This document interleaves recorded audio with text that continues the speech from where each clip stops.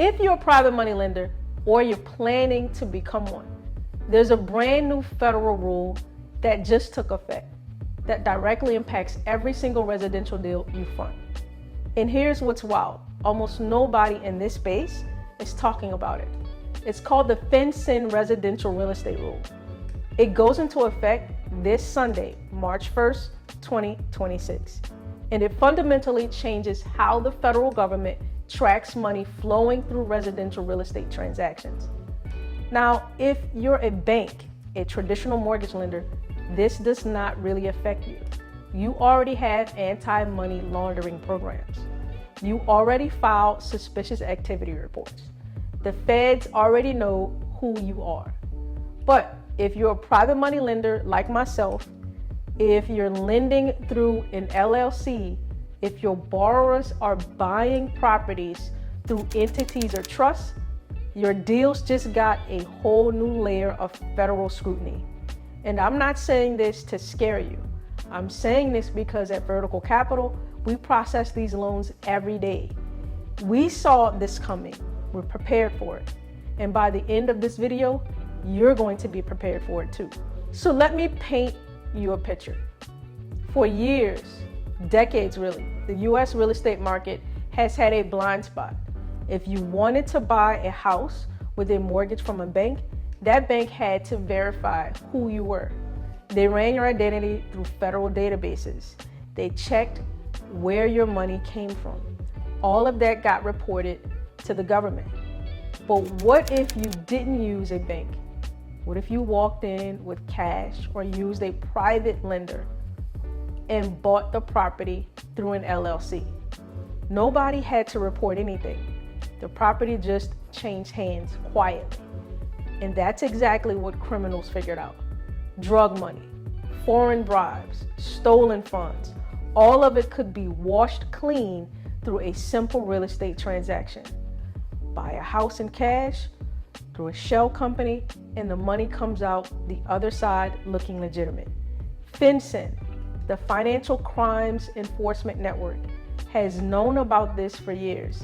They've been running targeted operations in cities like Miami, New York, and LA. But those were limited, temporary, just certain zip codes above certain dollar amounts. This rule, it's permanent, it's nationwide, and there is no minimum dollar amount. A $50,000 house in rural Louisiana triggers the same reporting as a $5 million penthouse in Manhattan. Here's how to know if a deal triggers this new reporting requirement. There are 3 conditions, and all 3 have to be true. Number 1, the property is residential. We're talking 1 to 4 unit homes, condos, townhomes, and even vacant land, if it's intended for residential construction. Number 2, the buyer is an entity or a trust, an LLC, a corporation, a partnership, a land trust, anything that's not a human being's name on the deed. Number 3, the financing is not from a traditional regulated lender, and this is where it gets personal for private money lenders. See, the rule says a transaction is considered non-financed if the lender does not have a formal anti-money laundering program and doesn't file suspicious activity reports. Banks have those. Credit unions have those. We don't. So when Vertical Capital funds a loan, the borrower is buying through an LLC in the eyes of the federal government. That is the same as an all-cash deal. Our money is essentially invisible to the traditional reporting system. That's what this rule fixes. It closes that gap. So who actually has to do the reporting? Not you, not the private lender. The reporting obligation falls on the settlement agent, which is usually the title company. They have to file what's called a real estate report with Fincen within 30 to 60 days of closing. But here's where you come in. The report has multiple parts. In one of them, part 4, is about where the money came from. The title company needs to report your bank name, your account details, how you sent the funds, the dollar amount, all of it. And if you don't give it to them proactively, they're going to chase you. Emails, phone calls, delays. It creates friction in the closing process. It makes you look unprepared. So what did we do at Vertical Capital? We built a one-page lender information sheet. It has everything the title company needs, pre-filled, professional, ready to go. It goes into every single closing package we send out.